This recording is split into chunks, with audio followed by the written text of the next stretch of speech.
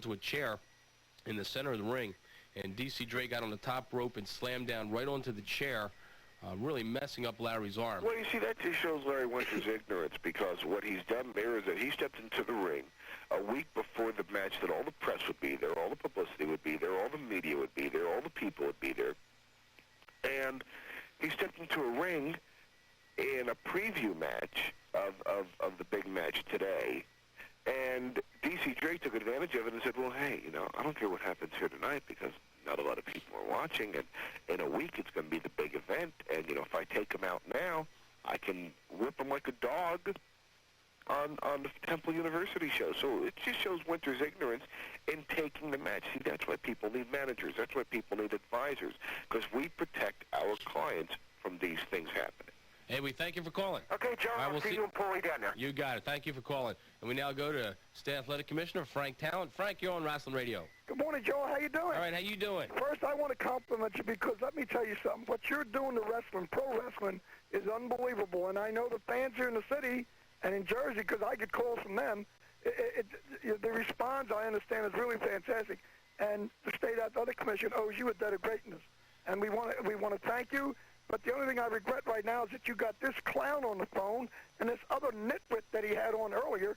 I resent the fact that he takes the name of a great state of Austin, Texas, and idol of what? And then, all Paul Dangerously is, and I'm going to be honest with you folks, is a retired telephone worker, and when he left, they gave him the phone to play with. Yeah, well, first of all, Frank... Now, sir, don't even speak to me. I'm going to be up there, and we'll do our talking then. And please do me a favor. Don't saturate the airways with your sickness. The people in Philadelphia will be there, and we're going to be there to watch you. Please take some decaf. Why don't you go play in the traffic, you nitwit? Hey, Frank, we thank you for calling. We'll see you tomorrow. Willow Grove... 8:45 in the morning, and the guy's about to have a stroke. Willow Grove, Jerry, you're on Wrasslin Radio. All right, how you doing? Listen how you're supposed to sound in the morning. How you doing, man? You're supposed to be laid back, supposed to sound like Jack Nicholson. This guy's coming off like Robin Williams. It's 8:45 in the morning on a Saturday. And this guy's screaming, go play in traffic, telephone worker. My God. Well, calm down, man. It's morning. Hey, Paul? Yeah. Shut up for a minute. Go ahead. Oh, that's very polite. Intelligence, Joel. I wanted to ask you about Bob Backlund. What's he been up to? Well, the last conversation I had with Bob, we've talked about this a couple of times since a lot of callers seem to call in. Bob Backlund has basically retired from the sport, except he does, on occasion, go to Japan and wrestle. I had spoken to Bob about 6 months ago about doing an appearance for the Squared Circle. He really doesn't want to do it. He's walked away from the sport. And it's a very sorry story. In all honesty, he was an excellent wrestler, but he's basically given up. He lives up in Connecticut. He's got a couple businesses. He's financially secure, but as far as wrestling is concerned in the States, he's basically given it up. Yeah, that's a shame.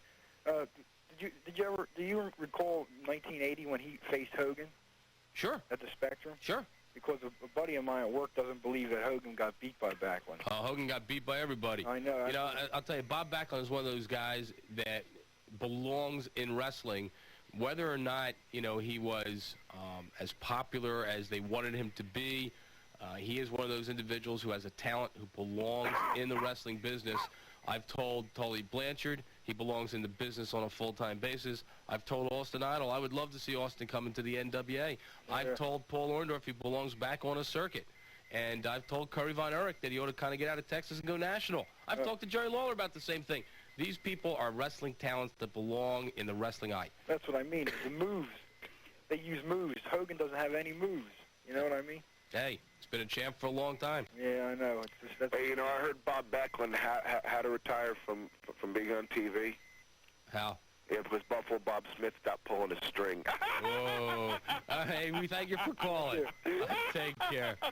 Northeast Philadelphia. Alan, you're on Wrasslin Radio. Hey, good morning, Joel. All right, how you doing? All right, good morning, Paul. Oh, I'm a comedic genius. Good morning, Paul.